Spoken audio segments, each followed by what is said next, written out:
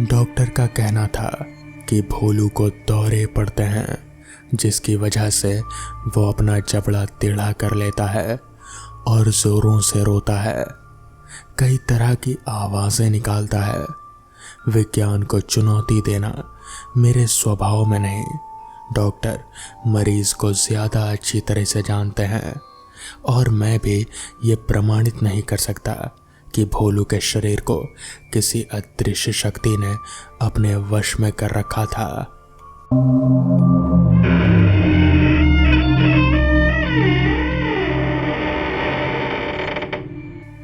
हमारे जिले से 40 किलोमीटर दूर स्थित नारायणगंज तहसील में मेरी नौकरी अच्छी चल रही थी।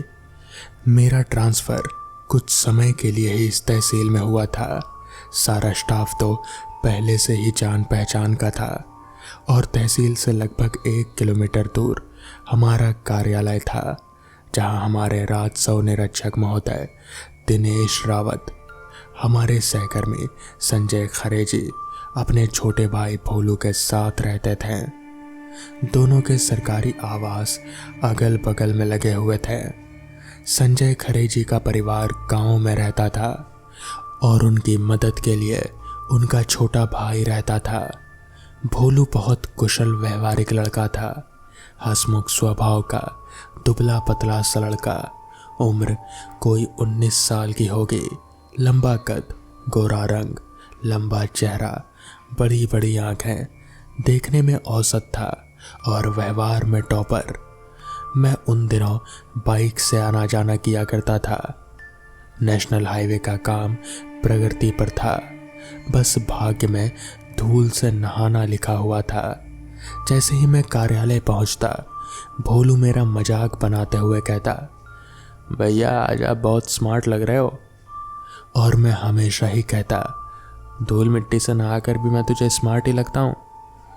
भोलू मेरे लिए चाय बना कर ले आता। मेरे काम के वक्त में मेरे साथ बैठा रहता। लगभग भोलू से रोज का मिलना था। एक दिन मैं अपना काम निपटाकर घर वापस लौटा। भोलू से मिला भी। वो बिल्कुल सामान्य था।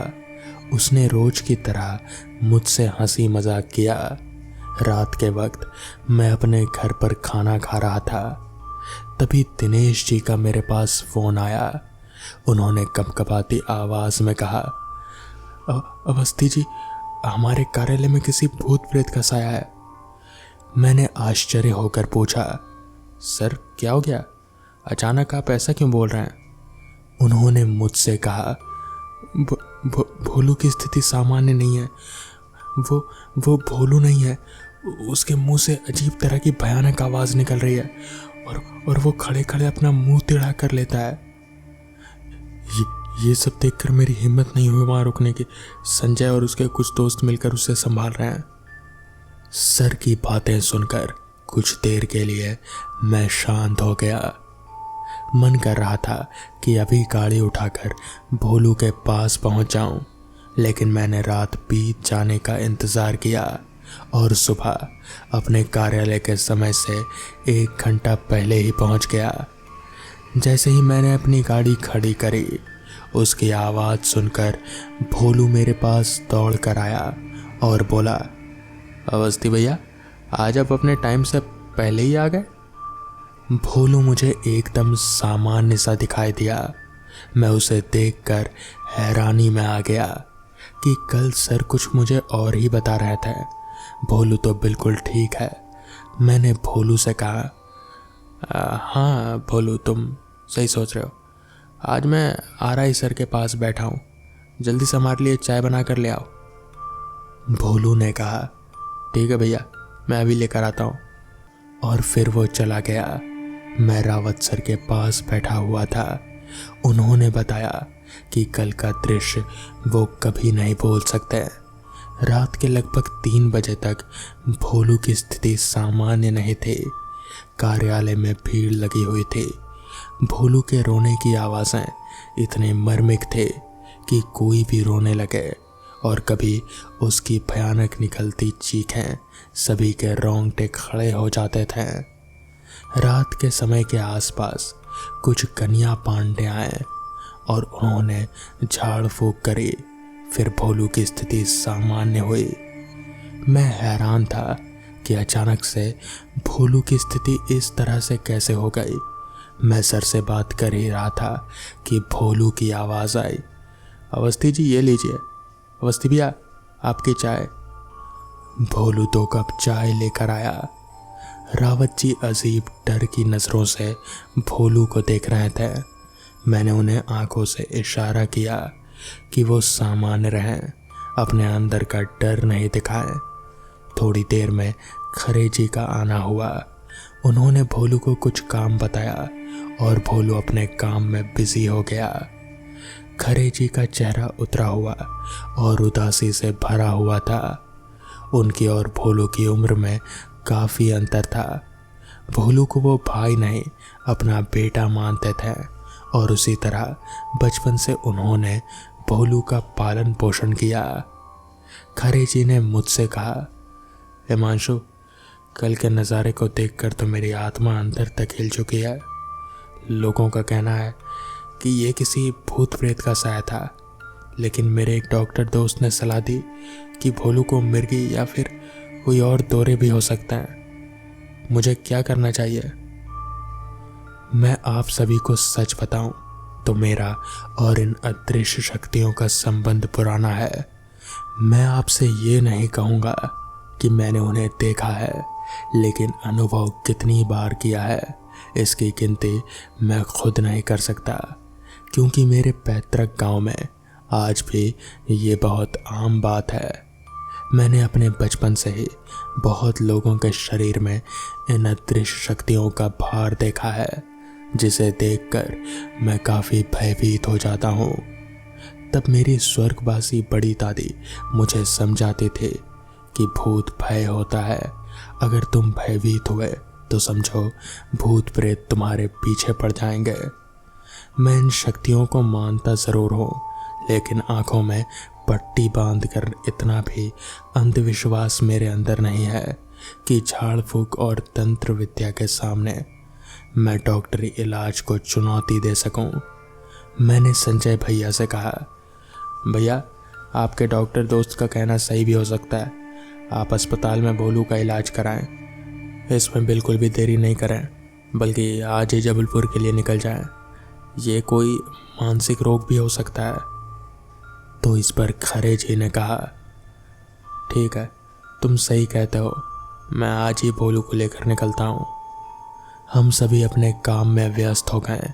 संजय भैया दोपहर 3 बजे भोलू को लेकर जबलपुर निकलने वाले थे। मैं आरआई सर के साथ बैठकर काम में बिजी था। काफ़ी लोग कार्यालय में मुझसे मिलने आए थे। कलम निरंतर चलते जा रहे थे। समय दोपहर के 1:30 बजे के होंगे। अचानक खरे जी के कमरे से जोरदार आवाज़ें आने लगी। खरे जी जोर से चिल्लाए, भोलू क्या हो गया बेटा, ऐसा क्यों कर रहा है? उनकी आवाज़ सुनते ही मैं दौड़कर उनके कमरे में पहुंचा। जब मैंने भोलू को देखा तो मेरी आंखें फटी की फटी रह गई। वो धरती पर बैठा था। उसके कंठ से जोर की आवाज़ें निकल रही थी, जैसे वो चीख रहा हो, और सहज ही वो जबड़ा बाईं ओर घुमाने लगा। खरे जी के माथे से ठंडा पसीना निकल गया। कार्यालय में भोलू को देखने के लिए भीड़ लग गई। मुझे भी समझ नहीं आ रहा था कि मैं क्या करूं। मैंने सबसे पहले कार्यालय की भीड़ को कम किया और दरवाजे को बंद कर दिया। कमरे में सिर्फ मैं, खरे जी और भोलू थे। मैंने खरे जी को अगरबत्ती जलाने को कहा। खरे जी ने अगरबत्ती जलाई और वो भोलू के नाक के पास लेकर गए। जैसे ही धुआं भोलू के नाक में गया, वो ज़मीन पर ज़ोरों से लौटने लगा। उसकी भयानक आवाज़ और तेज हो गई, और तभी हम लोगों ने वो देखा जिसकी उम्मीद मैंने तो क्या, खरे जी ने भी कभी सपने में भी नहीं की होगी। भोलू ने एकदम से अपना मुंह ऊपर की तरफ खोला और उसके मुंह से बाहर निकलता हुआ काला धुआं मैंने और खरे जी ने साफ साफ अपनी आंखों से देखा। उस नज़ारे को देखकर मैं एकदम से पीछे हट गया और खरे जी तो एकदम से ठिठक कर नीचे गिर ही पड़े। मुझे समझ नहीं आ रहा था कि ये क्या बला है। फिर एकदम से धुआं निकलकर जैसे हवा में कहीं मिल सा गया और फिर गोलू एकदम सा ज़मीन पर गिर गया। कुछ देर बाद गोलू को होश आया तो गोलू एकदम सामान्य था। मुझे समझ आ गया कि ज़रूर कोई गड़बड़ है। यह कोई मानसिक रोग नहीं बल्कि ये किसी प्रेत का चक्कर है। मैं और खरे जी मिलकर तुरंत ही भोलू को एक तांत्रिक के पास ले गए। तांत्रिक ने बताया कि कल शाम को भोलू ने एक मटके के पास पेशाब कर दिया था। दरअसल उस मटके में एक जिन्न था। वो जिन्न अब बहुत ही गुस्सा है और भोलू को अपने कब्जे में करना चाहता है, उसे तड़पाना चाहता है। तांत्रिक ने जिसके बाद भोलू को एक ताबीज़ दिया और फिर उसके दोनों हाथों में 2 ताबीज बांध दिए। उस दिन के बाद से भोलू कभी भी वैसा व्यवहार नहीं किया। तो दोस्तों, ये थी आज की पहली कहानी। तो चलिए बढ़ते हैं आज की दूसरी कहानी की ओर। हालांकि ये घटना थोड़ी पुरानी है मगर वो घटना इतनी ज़्यादा अजीब है कि मुझे आज तक अच्छे से याद है। वो साल था 2007। यह उन दिनों की बात है जब मैं नया नया ग्रेजुएट हुआ था। मेरे पास कोई काम नहीं था तो मैं एक फैक्ट्री में काम किया करता था।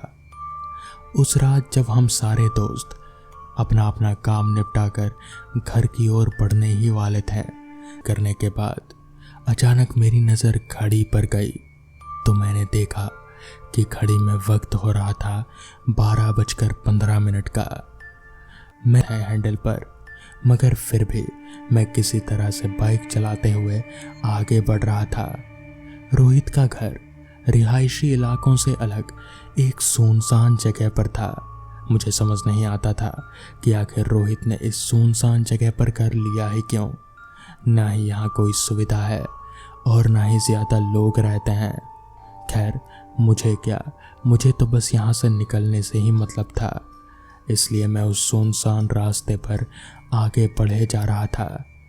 उस रास्ते के दोनों तरफ सिर्फ घना जंगल था और कुछ भी नहीं, ना कोई दुकान पास ले जाकर रोका।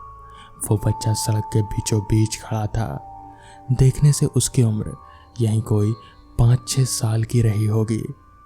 मुझे समझ नहीं आया कि आखिर ये छोटू बच्चा इस सुनसान रास्ते पर इतनी रात गए क्या कर रहा है। तो मैंने बाइक का इंजन बंद करते हुए उस बच्ची मैं बस यहीं इस रास्ते पर ही रहता हूँ। तो इस पर मैंने कहा, तुम्हारे मम्मी पापा कहाँ हैं? तो इस पर उस बच्चे ने कहा, वो उधर आगे सड़क के किनारे, मैं उधर ही जा रहा था। तो इस पर मुझे दया आ गई और मैंने उस बच्चे से कहा, ठीक है चलो आओ मेरे साथ बैठो, मैं छोड़ देता हूँ। मैंने उस बच्चे को सामने बिठा लिया। पता नहीं पीछे सही से बैठ पाएगा भी या नहीं, कहीं गिर ना जाए। यही सोचकर मैंने उसे सामने बिठा लिया और मैं आगे बढ़ने लगा। अभी मैं रास्ते पर आगे बढ़ ही रहा था कि तभी मुझे ऐसा महसूस होने लगा कि जैसे उस बच्चे के पैर मेरे पैरों से टकरा रहे हैं। इस पर मैंने कहा, बेटा अपने पैर आगे जो लोहे के रॉड है ना उस पर रखो। तो इस पर उस बच्चे ने कहा, मेरे पैर वहाँ नहीं जा रहे हैं अंकल। तो इस पर मैंने कहा, क्यों नहीं जा रहे? इतना कहते हुए मैंने जैसे ही नीचे देखा तो मेरे होश फाख्ता हो गए। मेरी रूह एक पल को कांप सी गई। मैंने देखा कि उस बच्चे के पैर एकदम लंबे हो गए हैं और बाइक के टायर तक पहुंचते हुए बिल्कुल ज़मीन पर घसीट रहे हैं। मैं एकदम से हड़बड़ा गया। मुझे समझ नहीं आया कि आखिर इस बच्चे के पैर इतने लंबे हो कैसे गए। तभी मैंने एकदम से बाइक रोका और मेरे बाइक रोकते ही उस बच्चे ने पलटकर मेरी तरफ देखा, मगर वो पलटा नहीं, उसने पूरी गर्दन ही मेरी तरफ घुमा दी। उसका चेहरा बहुत ही ज्यादा डरावना था। उसकी आंखें लाल चमक रहे थे और वो एक डरावनी हंसी हंस रहा था। मुझे समझ नहीं आया। मैंने बाइक वहीं छोड़ा और वापस दौड़ते हुए बिल्कुल रोहित के घर की तरफ भागने लगा। भागते भागते मैं गिरते पड़ते जैसे तैसे रोहित के घर वापस पहुंचा। वहां पहुंचकर मैंने अपने दोस्तों को पूरी बात बताई। किसी ने भी मेरी बात पर विश्वास नहीं किया। उनमें से ज्यादा लोग तो नशे में के लिए अपना ख्याल रखें।